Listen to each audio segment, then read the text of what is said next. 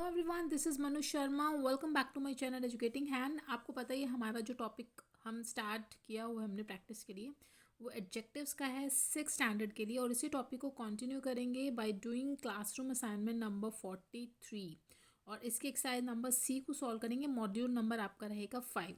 Book तो आपको पता ही है, बीबीसी कॉम्पैक्टर। से टाइम को वेस्ट नहीं करते हैं, let's begin exercise number C. Using hints given in the brackets will fill in the blanks with suitable adjective. आपको ना यहाँ पे कुछ क्लूज हैं, हिंट्स गिवन है, इनको देखते हुए इनकी हेल्प लेकर आप एडजेक्टिव्स यहाँ पर फिल करो। बहुत सिंपल एक्सरसाइज है, कुछ भी डिफिकल्ट नहीं है।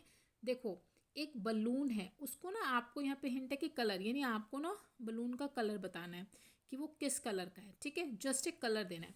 अब देखो एन है, आपको पता है ये वॉवल जो साउंड करते हैं उनसे पहले एन आता है। तो अगर मैं यहाँ पे कलर का नेम ऑरेंज लिख दूँ तो बन गया एन ऑरेंज बलून। ठीक है, एन ऑरेंज, एन उसको सूट कर रहा है आर्टिकल। चलो, अ डैश मैन, साइज बताना है आपको। मैन कैसा है? मैन आपका बिग हो सकता है,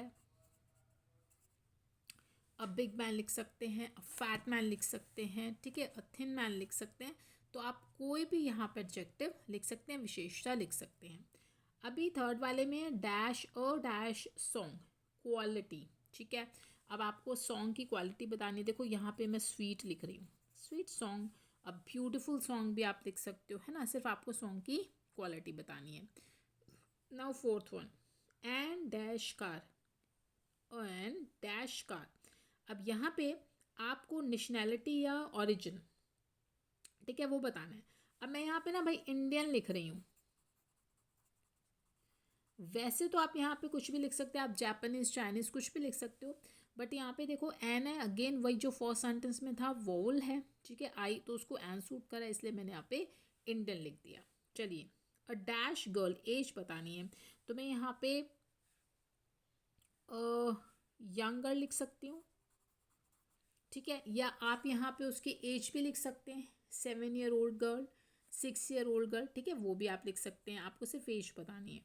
अ डैश वाटर, अमाउंट बताना है, पानी की मात्रा, क्वांटिटी।